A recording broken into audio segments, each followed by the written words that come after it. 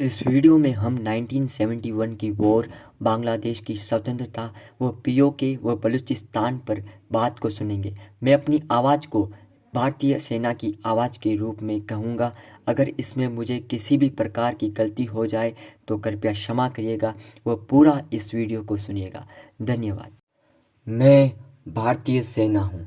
1947 की आज़ादी से लेकर अब तक इन 75 साल में मेरा मान व गौरव दोनों बढ़ा है। मेरा कर्तव्य है कि मैं मेरी देश की बॉर्डर की सुरक्षा करूं, जहां पर दोनों तरफ, एक तरफ पाकिस्तान तो तथा दूसरी तरफ चाइना जैसे दुश्मन राष्ट्र उपस्थित है। मेरा यह मान, मेरा यह गौरव को बढ़ाने में मेरे सपूतों ने अपनी जान की आहुति दी है। इस धरा ने ऐसे ऐसे वीर सपूतों को जन्म दिया है जिनकी वीरता को सुनकर दुश्मन दांतों तले अंगुलियां दबा देता है। ऐसे ऐसे वीर जवानों की वीर गाथाओं के पन्नों को मैं अपने अंदर समेटे रखी है। मेरे हर एक सैनिक उस वीरता की मिसाल बनता है। मेरे कई वीरों ने ऐसे ऐसे युद्ध लड़े हैं जिसमें परिस्थिति, जलवायु, संख्या, तकनीकी सब इनके विपरीत थी, पर वह अपनी वीरता के बल पर विजय का मुझे सम्मान दिया है। मेरा हर एक सैनिक major Shaitan Singh, captain Vikram Batra, captain Manoj Kumar, captain Arun Khetarpal, major Kuldeep Singh है, जो हर वक्त भारतीय सेना के गौरव को सर्वोपरि रखते हैं। ऐसा ही एक युद्ध जिसका जिक्र आज मैं आपको सुना रहा हूं, जो इतिहास के सबसे सुनहरे पन्नों में, सबसे स्वर्णिम अक्षरों में लिखा गया है। दुनिया का सबसे बड़ा 93,000 सैनिकों का सरेंडर, जो कि एक गिनीज विश्व रिकॉर्ड है। मात्र 13 दिन में विश्व का सबसे बड़ा सरेंडर, यह मेरे उन सभी वीरों को समर्पित है। आज से करीब 50 वर्ष पूर्व इसी दिन 16 दिसंबर 1971 को पाकिस्तान के लेफ्टिनेंट जनरल ए के नाजी इंस्ट्रूमेंट ऑफ सरेंडर पर साइन किया, और उस समय भारतीय प्रधानमंत्री श्रीमती इंदिरा गांधी के स्टेटमेंट यह था: ढाका आज एक स्वतंत्र राजधानी है, एक स्वतंत्र बांग्लादेश की स्वतंत्रता। वह 1971 के इस युद्ध की कहानी 1947 से आज़ादी से शुरू होती है। 1947 में जब पाकिस्तान भारत से अलग होकर एक नया राष्ट्र बना, तथा पाकिस्तान के उस समय दो प्रमुख हिस्से होते थे। पहला मुख्य पाकिस्तान अर्थात वेस्ट पाकिस्तान, तथा दूसरा पूर्वी पाकिस्तान या फिर ईस्ट पाकिस्तान। ईस्ट पाकिस्तान के लोग बांग्ला भाषा बोलते थे। समुद्र के पास जलवायु के कारण रंग के हल्के काले होते थे।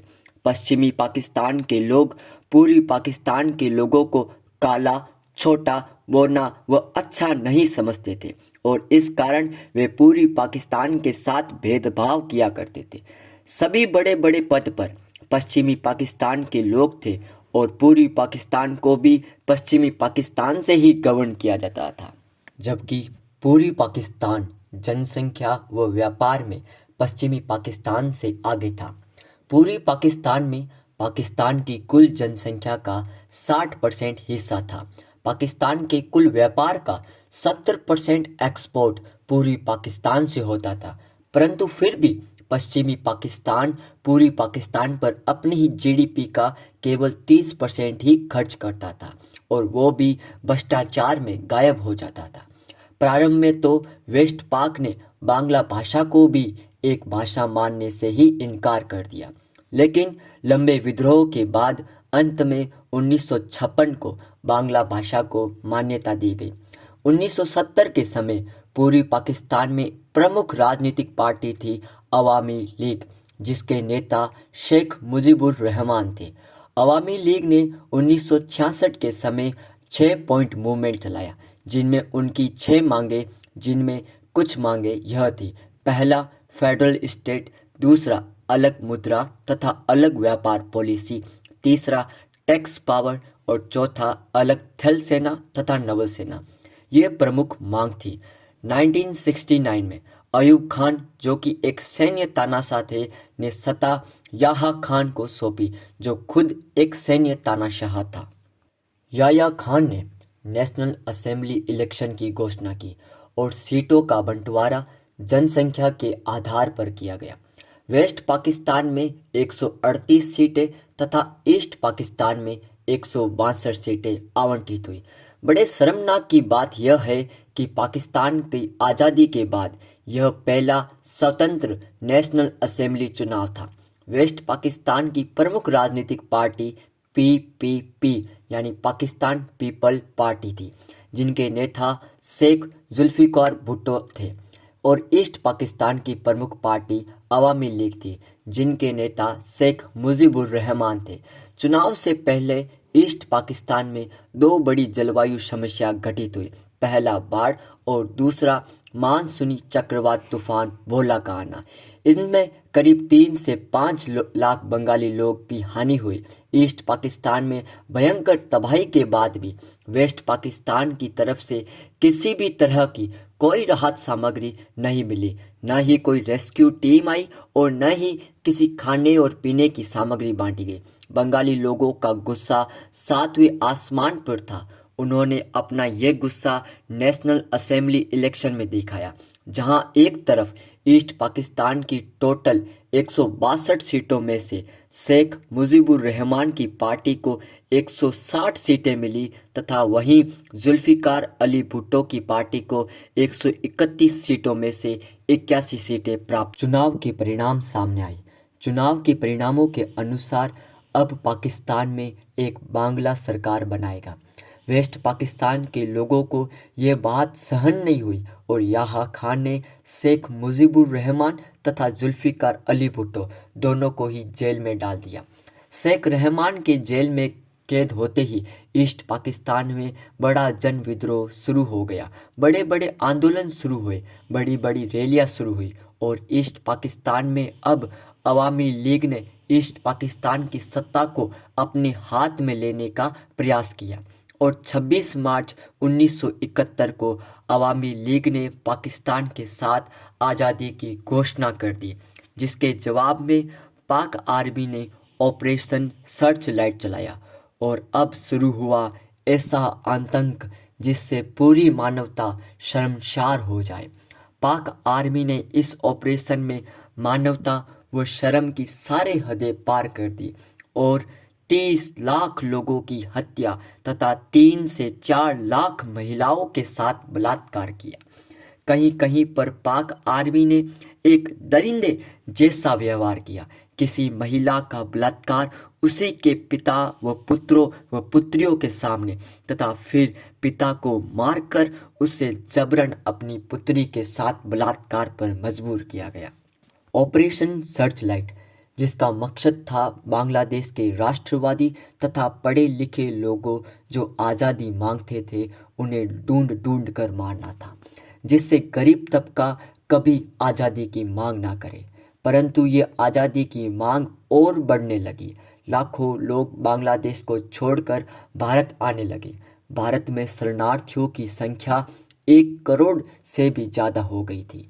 भारत ने कूटनीति तरीके से कई जगह पर यह समस्या दुनिया के सामने रखी, परंतु दुनिया ने पाकिस्तान पर किसी भी प्रकार का कोई फैसला नहीं लिया।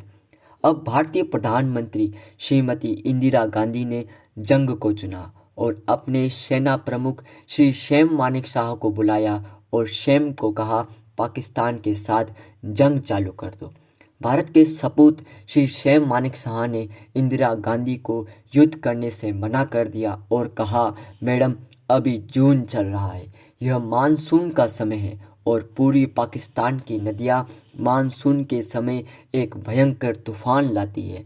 हम लोग सेना से नहीं अपितु पानी व बाढ़ से हार जाएंगे। और सैम मानेकशॉ ने युद्ध का समय दिसंबर को तय किया। यह समय सैम मानेकशॉ का परीक्षा का समय था। सैम मानेकशॉ ने अपनी योग्यता सिद्ध की और जून से नवंबर तक बांग्लादेश की आर्मी मुक्ति वाहिनी को पूरी तरीके से तैयार किया, उन्हें ट्रेन किया, उन्हें वेपन दिए और पूरा उन्हें सपोर्ट किया। एक बेहतरीन रणनीति के साथ भारत पाक के साथ युद्ध करने की तैयारी में ही था कि तभी पाकिस्तान एयरफोर्स ने 3 दिसंबर को खुद ही भारत के श्रीनगर, चंडीगढ़, आगरा एयरबेस पर एयर स्ट्राइक कर दी। भारतीय वायुसेना पूरी तरह से तैयार थी और इस एयर स्ट्राइक से भारत को किसी प्रकार का नुकसान नहीं हुआ। 4 दिसंबर को भारतीय आर्मी ईस्ट पाकिस्तान को चारों तरफ से घेरकर वहां पर आक्रमण करना शुरू कर दिया। 4 दिसंबर को ही पाकिस्तान आर्मी की इंटेलिजेंस से सूचना मिली कि भारतीय आर्मी का एक बड़ा हिस्सा पूर्व में व्यस्त है, ईस्ट में व्यस्त है और पश्चिमी मोर्चा कमज़ोर है और जैसलमेर के लोंगेवाला पोस्ट पर तो मात्र 120 सिपाही मौजूद है। पाकिस्तान आर्मी ने इस क्षण का फायदा उठाते हुए लोंगेवाला पोस्ट पर 2800 सैनिकों के साथ टैंक इन्फेंट्री को भेजा और मकसद था लोंगेवाला पोस्ट से जोधपुर और जोधपुर से दिल्ली शाम तक। पर बाप तो बाप ही होता है। लोंगेवाला में पोस्ट की कमांड मेजर कुलदीप सिंह चांदपुरी के हाथों में थी। मात्र 120 सिपाही होने के कारण हाई कमांड से ऑर्डर आया कि आप पोस्ट को खाली कर दी जाए, परंतु वीर सपूत मेजर ने पोस्ट को संभाला और 120 सैनिकों में जो बोले सो निहार शस्त्री अकाल, वाहे गुरु जी का खालसा, वाहे गुरु जी की फतह नारों के साथ 2800 सैनिकों को सुबह 4 बजे तक रोका और सुबह 4 बजे के बाद भारतीय एयरफोर्स ने अपना पराक्रम दिखाते पहुंच गई। भारतीय वायुसेना ने अपने हंटर एयरक्राफ्ट के साथ पाकिस्तान सेना के मनोबल व पाकिस्तान सेना के टैंकों के चिथड़े चिथड़े उड़ा दिए। नमन है मेजर कुलदीप सिंह चांदपुरी को तथा उन सभी 120 सैनिकों को जिन्होंने भारतीय सेना का कद और ऊंचा कर दिया था। मेजर चांदपुरी ने यह वॉर दिमाग से लड़ी। इनके पास केवल 3 एंटी टैंक मिसाइल थी। चांदपुरी साहब ने 3 माइंस को आगे लगाकर बाकी टिफिन के खाली बॉक्स को माइन की तरह पेंट कराकर उनमें बालू व ईंट भरकर उन्हें जमीन में लगा दिया, जिससे पाकिस्तान की सेना माइन को निकालने में व्यस्त रहे और बाकी 2 किलोमीटर लंबी सुरंग बनाई जिनमें कुछ कुछ दूरी पर सैनिक खड़े कर गन फायर खोल दिया गया। पाकिस्तान कमांडर ब्रिगेडियर जुत्ती हाथ में लेकर यहाँ से दौड़ा था। पश्चिमी क्षेत्र में भारतीय सेना ने कई पोस्ट पर मोर्चा खोला, जिसमें प्रमुख थे लोंगेवाला, चाब, बसंतसर, हेली आदि प्रमुख थे। अब आता है इस लड़ाई का सबसे महत्वपूर्ण भाग, भारतीय नौसेना का। भारतीय थल सेना पश्चिम में तथा पूर्वी दोनों तरफ से अपना पराक्रम लहरा चुकी थी। पाकिस्तानी टैंक व पाकिस्तानी एयरफोर्स भारतीय वायुसेना का लोहा देख ही चुकी थी और अब बारी थी भारतीय नेवी की। भारतीय नौसेना ने 4 दिसंबर को ही ऑपरेशन ट्रीडेंट या तलवार शुरू कर पाकिस्तान की सप्लाई चेन को तोड़ा। 4 दिसंबर को ही भारतीय नौसेना कराची बंदरगाह पर पहुंची और मिसाइलों, कारतूसों, बमबारी से कराची बंदरगाह को पूरी तरह तबाह कर दिया। कराची बंदरगाह लगातार 2 दिन तक आग में जलता रहा। कराची बंदरगाह पर एक भी जहाज नहीं बचे और वहां ईस्ट पाकिस्तान में चटगांव बंदरगाह, जो कि पाकिस्तान की सप्लाई चेन, फूड सप्लाई, कारतूस, सेना के सैनिकों के लिए बहुत महत्वपूर्ण भूमिका अदा कर रहा था, वहां पर INS विक्रांत, बब्बर शेर ऑफ नेवी ने चटगांव बंदरगाह को पूरी तरह तबाह कर दिया। पाकिस्तान सेना की कमर तथा मनोबल विक्रांत के भार तले दब गए थे। पाकिस्तानी आर्मी हेतु इस युद्ध को बचाने के लिए सबसे इम्पोर्टेंट था चटगांव बंदरगाह को बचाना और चटगांव बंदरगाह को बचाने के लिए INS विक्रांत को गिराना जरूरी था। पाकिस्तान ने USA से दी हुई परमाणु सक्षम तथा उस समय की सबसे उन्नत पनडुब्बी PNS गाजी को उतारा, जो कि विक्रांत के सर दर्द का कारण बन सकती थी। PNS गाजी को से लड़ने के लिए भारत के पास केवल एक जहाज था, INS राजपूत, परंतु मुश्किल यह थी कि INS राजपूत का इंजन मरम्मत हेतु विशाखापट्टनम आया था। PNS Ghazi bay of Bengal में आ गई। एकदम से ही भारतीय नेवी ने विक्रांत पर सभी नौसैनिकों से कहा, घर फ़ोन करो और कह दो हम विशाखापट्टनम आ रहे हैं। गलत सूचना को बनाया गया। आईएनएस विक्रांत विशाखापट्टनम रिफुलिंग व फूड लेने आ रहा है।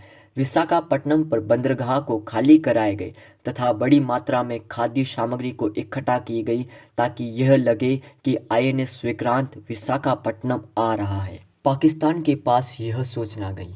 पीएनएस गाजी की दिशा को परिवर्तित किया गया और उसे विशाखापट्टनम की ओर किया गया और विशाखापट्टनम पर खड़ा था गाजी की मौत। आईएनएस राजपूत पीएनएस गाजी को मार डुबाया। पीएनएस गाजी के डूबते ही यह खबर विश्व भर में फैल गई। यूएसए की उन्नत पीएनएस गाजी एक खराब इंजन वाले आईएनएस राजपूत द्वारा मार गिराई गई। पाकिस्तान ने यूएसए व ब्रिटेन से मदद की गुहार लगाई। यूएसए ने अपना 7वां बेड़ा यूएस एंटरप्राइजेस को भेजा और ब्रिटेन ने अपना ईगल बेड़ा भेजा। भारतीय नेवी इतनी सक्षम नहीं थी कि इतने बड़े फ्लीट या बेड़े से लड़ सके। यूएसएसआर रशिया ने भारत की सहायता हेतु अपना 20वां बेड़ा भेजा, जिसके कारण यूएस नेवी व ब्रिटेन नेवी दोनों बे ऑफ बंगाल में नहीं आ पाई। और ब्रिटेन नेवी का यह स्टेटमेंट था, इट्स टू लेट पाकिस्तान। भारतीय नौसेना की एक भारी भरकम जीत हुई और इसी जीत व इस ऑपरेशन को यादगार बनाने के लिए आज भारतीय सेना 4 दिसंबर को इंडियन नेवी डे के रूप में बनाती है। अब सब दावेदार और जिम्मेदारी सैम मानेकशॉ पर थी, क्योंकि अब ये लड़ाई विश्व में शामिल हो गया था। यूएसए व ब्रिटेन पाकिस्तान की तरफ से तथा यूएसएसआर भारत की तरफ से हो गए थे। ईस्ट सेक्टर के commander lieutenant general Jagjit Singh Arora ने ढाका को चारों तरफ से घेर कर वहां ढाका में एयरफोर्स की मदद से ट्रूप्स उतारे। ट्रूप्स की संख्या कम थी, परंतु सेना ने पुतलों को पैराशूट से बांधकर उन्हें जमीन पर उतारा ताकि पाकिस्तानी आर्मी पर मनोवैज्ञानिक तरीके से डर उत्पन्न किया जा सके। और बीबीसी न्यूज़ ने इसको कवर भी किया और न्यूज़ ने ब्रॉडकास्ट किया कि आज भारत ने 5000 सैनिकों को ढाका में उतारा गया और भारतीय वायुसेना ने ढाका के गवर्नर के घर पर एयर स्ट्राइक कर दी। गवर्नर को उस समय रहते हुए घर से बाहर निकाल दिया गया, पर जब गवर्नर ने एयर स्ट्राइक को देखा, अपने तबाह हुए घर को देखा, तभी ईस्ट पाकिस्तान के गवर्नर एमएच मलिर ने तत्काल उसी समय अपने पद से इस्तीफा दे दिया। अब पाकिस्तान आर्मी के ईस्ट पाकिस्तान के कमांडर लेफ्टिनेंट जनरल नाजी का मनोबल बुरी तरीके से गिर चुका था और उसी समय सैम मानेकशॉ ने लेफ्टिनेंट जनरल JFR जोसेफ को लेफ्टिनेंट जनरल नाजी के पास इंस्ट्रूमेंट ऑफ सरेंडर पर साइन करने हेतु मनाने के लिए भेजा। लेफ्टिनेंट जनरल जोसेफ भारतीय सेना के चाणक्य थे। उन्होंने अपनी वाकपटुता के बल पर नाजी को राजी कर दिया। मात्र 13 दिन के भीतर 3 दिसंबर से लेकर 16 दिसंबर के अंदर 16 दिसंबर को Pakistan army commander lieutenant general AAK Nazi ने लेफ्टिनेंट जनरल जगजीत सिंह अरोड़ा के समक्ष सार्वजनिक रूप से 93,000 सैनिकों के साथ इंस्ट्रूमेंट्स ऑफ सरेंडर पर साइन किया, जो आज तक गिनीज वर्ल्ड ऑफ रिकॉर्ड है। और आज भी यह तस्वीर मेरे क्वार्टर्स पर मेरे ऑफिसरों के कैबिन में लगी हुई है, जो उन सभी सैनिक जो 1971 में लड़े थे, उनकी वीरता व समझदारी व युद्ध नीति की गाथा गाती है। आज 16 दिसंबर 2022 है। आज भी सैम मानेकशॉ को उनकी जिंदादिली व कूटनीति व युद्ध नीति के लिए आज भी उन्हें पूरा देश याद करता है। आज भी पाक आर्मी कुछ ऐसा ही कर रही है जो उसने 1971 में ईस्ट पाकिस्तान अब बांग्लादेश के साथ किया था। बलूचिस्तान तथा POK, जिसमें गिलगिट बाल्टिस्तान भी शामिल है, का इकोनॉमी शोषण करते हुए पर विकास हेतु उन्हें दरकिनार कर दिया जाता है। बलूचिस्तान, जो कि प्राकृतिक संसाधन विशेष रूप से प्राकृतिक गैस का प्रभुत्व है, पाकिस्तान इन खनिज संसाधनों का दोहन तो करता है, परंतु विकास के नाम पर बलूचियों को दरकिनार कर दिया जाता है। आज भी अधिकांश आबादी यहाँ सुविधाओं की कमी को सहन रही है। जीडीपी का 4.9 से घटकर 3.9% यहाँ आ गया है। 2007 में गरीब दर व शिशु मृत्यु दर यहाँ पर अधिकतम थी। पाकिस्तान न्यूज़पेपर डाउन की एक रिपोर्ट के अनुसार यहाँ पर गरीबी बढ़ रही है। 2016 से अब तक यहाँ पर गरीबी 71%, 71% बढ़ी हुई है। सीपेक CPEP जो कि चाइना का एक मल्टी बिलियनियर प्रोजेक्ट है में बलूचिस्तान का सबसे अधिक धरती का उपयोग हुआ है, पर बलूच लोगों को इसमें बिल्कुल भी रोजगार का अवसर नहीं दिया गया। और दूसरी तरफ POK जिसमें पाकिस्तान आज़ाद कश्मीर कहता है, आज़ादी के नाम पर वहाँ पर एक PM लगा रखा है और जिसका चुनाव भी खुद पाकिस्तान गवर्नमेंट ही करती है। जहाँ एक तरफ पाक हमेशा से ही भारत को कश्मीर के इशू पर कहा है कि आप कश्मीरियों पर जुल्म करते हैं, परंतु सच तो यह है कि आज POK में बैठा कश्मीरी अपने आप को सबसे बड़ा बेनसीब मानता है, क्योंकि वो भारतीय है पर उस पर हुकूमत पाकिस्तान आर्मी व पाकिस्तान गवर्नमेंट करती है। पाकिस्तान गवर्नमेंट POK जहां गिलगित व बाल्टिस्तान है जो कि खनन संसाधन में सक्षम है, उस क्षेत्र को पूरा खोद डाला है। नदियों के पानी को रोकना तथा बिजली बनाने के लिए बड़े बड़े डैम बनाए गए, जिसमें कई POK कश्मीरी गांव उजाड़ दिए गए, कई लोगों के घर उजाड़ दिए गए। अभी हाल ही में मंगला डैम जो कि झेलम नदी पर बना है, उसके निर्माण में हजारों कश्मीरियों के घर उजड़े, हजारों कश्मीरियों की मृत्यु हुई। परंतु जब POK PM ने इस बात पर पाकिस्तान के PM शहबाज शरीफ से कहा तो शहबाज शरीफ ने POK PM को चुप कराकर बैठा दिया। POK PM जो कि कश्मीर का 30% क्षेत्र है, POK जो कि कश्मीर का 30% क्षेत्र है, वहाँ पर अब कुछ हजार ही कश्मीरी बचे हैं, परंतु इनकी पुकार व इनकी कंप्लेंट्स को पाक गवर्नमेंट व पाक पुलिस कभी नहीं सुनती। अभी हाल ही में कई वीडियोस वायरल हुए, जिसमें एक वीडियो में एक POK कश्मीरी को घर को पुलिस अतिक्रमण कर उसका सामान बाहर फेंक रही है और वह इंडियन गवर्नमेंट से मदद की मांग कर रहा है। दूसरे वीडियो में एक कश्मीरी वहां UN की कार को रोककर पाकिस्तान आर्मी व पाकिस्तान गवर्नमेंट की कंप्लेंट्स कर रहा है।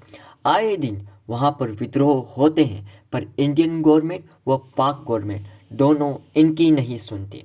चाइना का सीपेक को बनाने हेतु POK के कई पहाड़ों, कई नदियों, कई पेड़ों की कटाई की गई, कई डैम बनाए गए और POK के पहाड़ों का दोहन किया गया।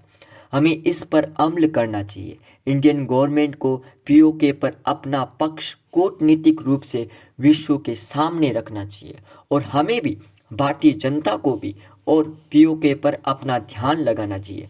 अंत में भारतीय सेना सदैव आशा करता है मेरा देश खूब फले फूले, हमारा देश तकनीकी रूप से चिकित्सा क्षेत्र में व अन्य सभी क्षेत्रों में आगे बढ़े। और मैं उन सभी सैनिकों तथा उनकी जननियों को नमन करता हूँ जो भारतीय सेना का हिस्सा है। अंत में, क्योंकि सारे जहां से अच्छा हिंदुस्तान हमारा, हम गुलसिते हैं इसकी, ये गुलसिता हमारा। जय हिंद।